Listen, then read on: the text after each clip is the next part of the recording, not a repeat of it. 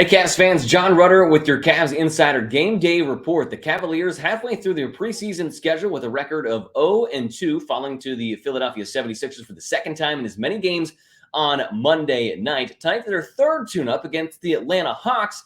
And the last time we saw these Hawks on the floor at Rocket Mortgage Fieldhouse, they looked a little differently. The Hawks making a blockbuster trade of their own over the summer.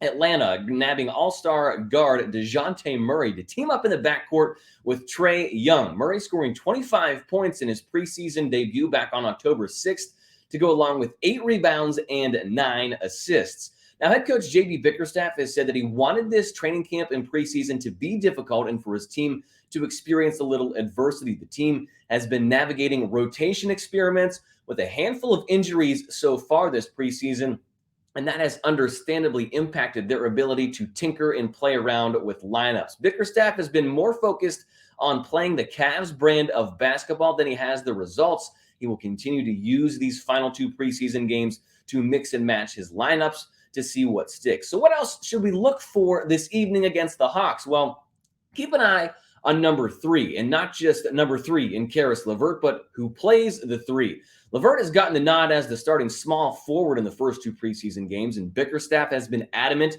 that it has been an open competition that includes a handful of players.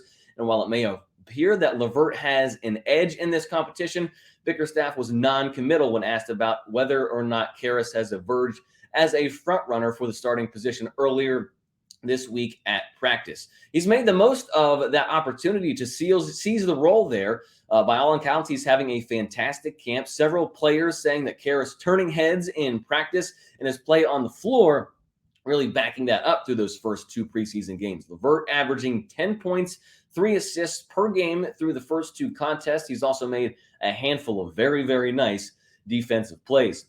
Also, something else to look for, not just tonight, but as the preseason progresses, the status of Evan Mobley. He is continuing to progress from a right ankle sprain that he suffered on October 1st.